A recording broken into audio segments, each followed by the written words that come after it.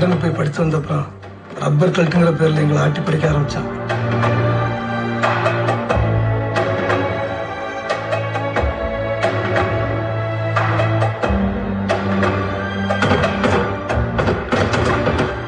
முன்னாடியெல்லாம் மாசத்துக்கு ஒரு முறை கருந்துக்கு போய் பொண்டு பிள்ளையெல்லாம் பார்த்துட்டு வந்தோம். இப்ப எல்லாம் வருஷத்துக்கு ஒரு முறை. அதுவும் மனசு வச்சாதான்.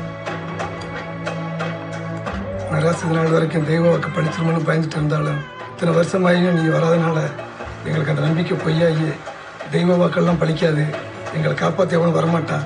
உசுரோடு இருந்த முதலாளிக்கும் உசுறு விட்ட முதலைக்கும் இறையா வாழ்க்கை ஓட்டிக்கிட்டு இருந்த நேரத்தில் தான் நீ இங்கே வந்து சேர்ந்திருக்கியா எங்க சாமி.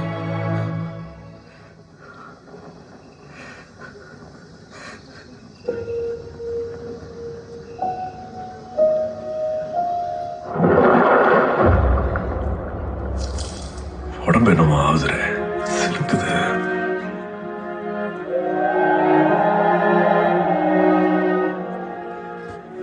சிரிச்சா அழகா இருக்கே கண்ணா, சிரி. சிரிப்பு வரலம்மா. இந்த ஊர்ல தான் சிரிக்கவே மறந்த ஒரு மக்கள் கூட்டமே இருக்கு. அவங்கள சந்தோஷமா சிரிக்க வைக்க போறதுதான் முண்டம்மா.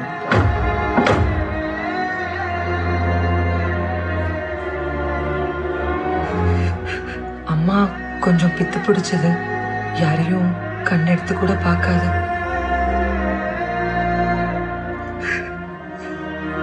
யாரும் உங்க அப்பா அவனோட போயிட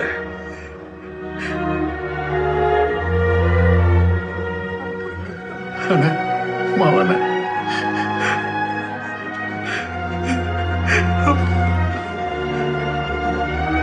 மவனே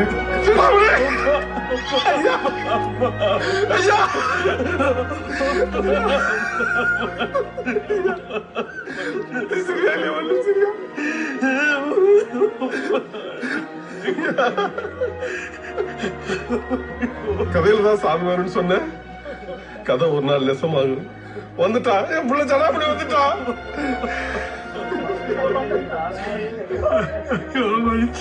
வந்ததே போதும். போதியா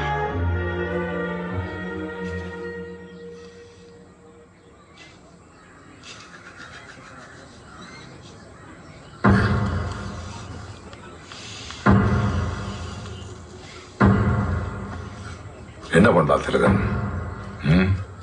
நான் சொன்ன மாதிரி எல்லாத்தையும் விட்டுலாமா?